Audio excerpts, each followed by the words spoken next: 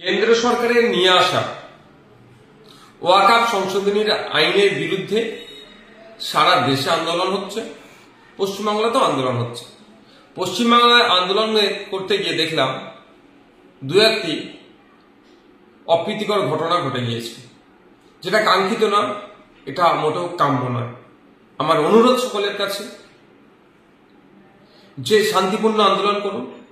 শান্তিপূর্ণ আন্দোলন এবং কোর্টের মামলা এই দুটোই এই অসাংবিধানিক কেন্দ্রীয় সরকারের নিয়ে আসা বিল প্রত্যাহার করতে পারে। সুতরাং আন্দোলনে যদি কোন রকম হিংসা চলে আসে প্রত্যক্ষভাবে বা পরোক্ষভাবে, তাহলে কিন্তু এই আন্দোলনের গতিপথ রুদ্ধ হবে এবং সাথে সাথে ওই ওয়াকফ সংশোধনী আইন প্রত্যাহারের ক্ষেত্রেও লড়াই যেটা হচ্ছে গণতান্ত্রিক প্রক্রিয়ায়, সেটা দুর্বল হবে। আমাদের মাথায় রাখতে হবে, আমাদের আন্দোলনটা দীর্ঘমেয়াদী করতে হবে, আমাদের আন্দোলনটা সুনির্দিষ্ট ওয়েতে রাস্তাতে নিয়ে যেতে হবে এবং সম্পূর্ণ শান্তিপূর্ণ। বিভিন্ন পন্থা অবলম্বন করতে হবে শান্তিপূর্ণ আন্দোলনের জন্য। আমাদেরকে নজর রাখতে হবে। অনেক ক্ষেত্রে দেখা গিয়েছে, বিগত দিনের অভিজ্ঞতা থেকে আমরা বলছি, সে সিএনআরসি সময় থেকে আর এই মুর্শিদাবাদের ঘটনা পর্যন্ত, যে হয় কোনো ক্ষেত্রে মিছিলের মধ্যে ঢুকে আন্দোলনকারী সেজে আন্দোলনকে বিপদে পরিচালনা করার জন্য হিংসা ছড়ানোর চেষ্টা হয়েছে। সেইগুলোকে আমাদেরকে প্রতিহত করতে হবে ঠান্ডা মাথায়। সেগুলোকে যারা মিছিলের মধ্যে ঢুকে মিছিলকে বন্ধ করার চেষ্টা করছে,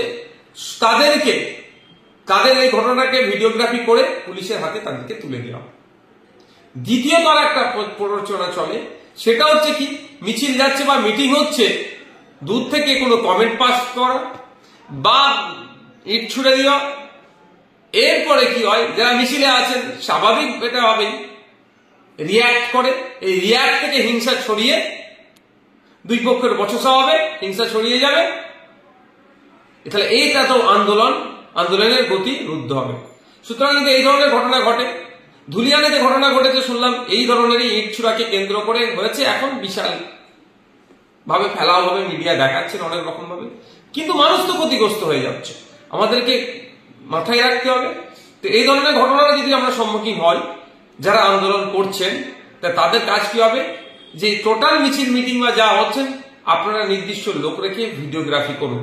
এই ধরনের ঘটনা হলে সে ভিডিওগ্রাফিতে আসবে, সেই ফুটেজটা নিয়ে ওখানে পুলিশ নিশ্চিতভাবে থাকবে, ইন্টিমেশন যে প্রোগ্রাম আপনারা করবেন, যে তাদের কাছে তুলে দিও, যে বিরুদ্ধে আইনত ব্যবস্থা নিয়ে, এবং তদারকি করা পুলিশ আইনত ব্যবস্থা নিচ্ছে কি নিচ্ছে না, এটা মাথায় রাখবে। আর একটা জিনিস বলছি, আমি হিন্দু মুসলিম উভয় সম্প্রদায়ের মানুষের কাছে বলছি, এই ওয়াকফের লড়াইটা কোনো ধর্মীয় লড়াই নয়। আমি মনে করি বা আমাদের পার্টি মনে করে এটা আর্থসামাজিক লড়াই একটা, এটা দেশে সংবিধানকে বাঁচানোর একটা লড়াই। এর সংবিধানের আজকে মৌলিক অধিকারের উপরে আঘাত দিচ্ছে বিজেপি সরকার। আগামী দিনে এই জমি হাঙড়, এরা ভালো কিছু প্রপার্টি দেখেছে ওয়াকফের, সেগুলো এরা নিয়ে পুঁজিপতিদের হাতে তুলে দিতে চাইছে। আজকে ওয়াকফের নিয়েছে, গতকালকে জঙ্গলের অধিকার আদিবাসী ভাইদের কাছ থেকে কেড়েছে, আগামী দিন জৈন খ্রিস্টান থেকে শুরু করে দেবত্ব সম্পত্তির প্রাইম প্রপার্টি গুলো এরা নেবে না কেড়ে, এইরকম ভাবে এটা বলা মুশকিল। এটা জমি রক্ষার লড়াই হচ্ছে। সুতরাং এই লড়াইটা হিন্দু মুসলমানের লড়াই নয়। কেউ যদি এটা হিন্দু মুসলমানের লড়াই বানিয়ে দিতে চায়, হিন্দু মুসলমান নির্বিশেষে তাদেরকে এর বিরোধিতা করতে হবে।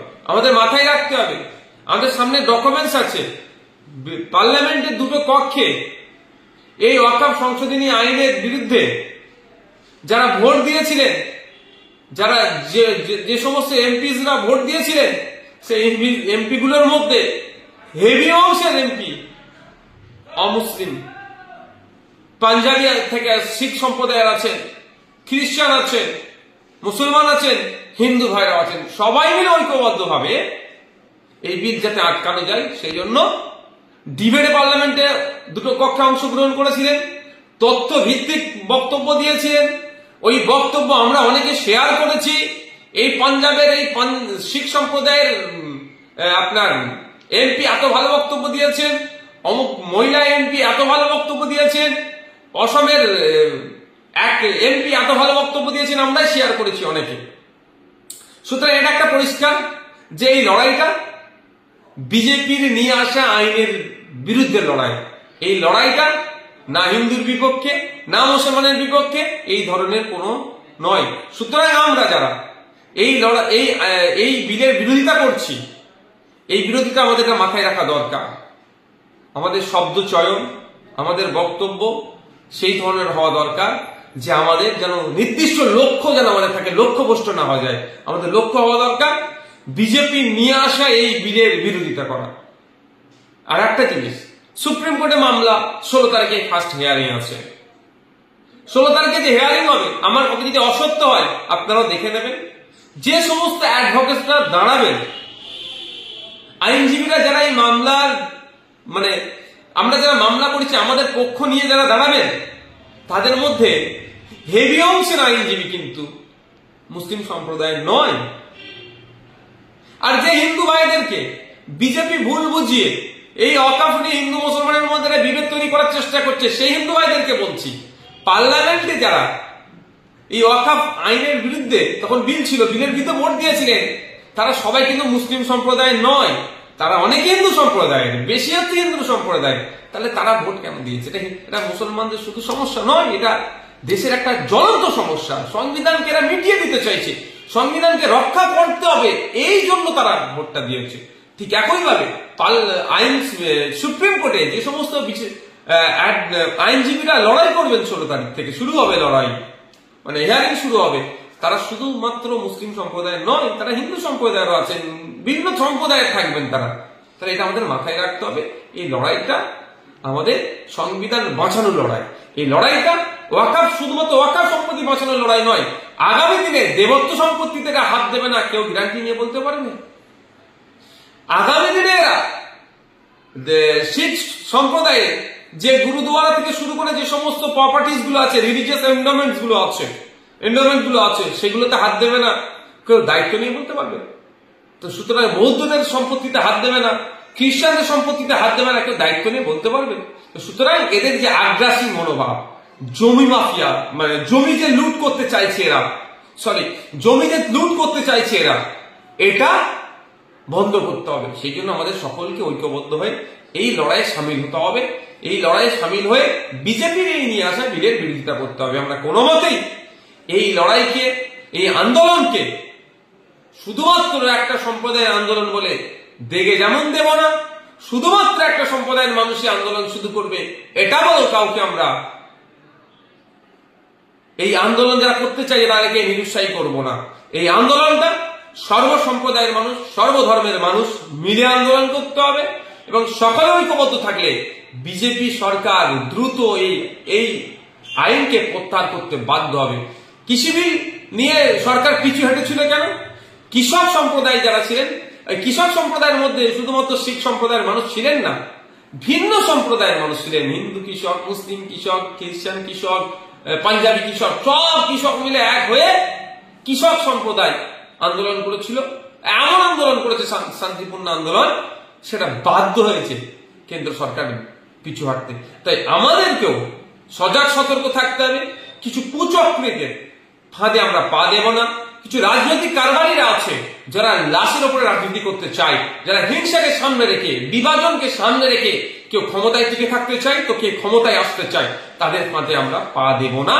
আমরা প্রতিবেশী, আমাদের সহনাগরিকের যে ভাবে আমরা সহাবস্থান আমাদের ছিল সেটা আছে, থাকবে। এটা মাথায় রেখে কিভাবে আমার প্রতিবেশী নাগরিককে এই আইনের কুফলটা কি আছে সেটা বুঝাতে হবে, আপনাকে বুঝিয়ে তাকেও এই আন্দোলনে সামিল করার দায়িত্ব আপনাকে নিতে হবে।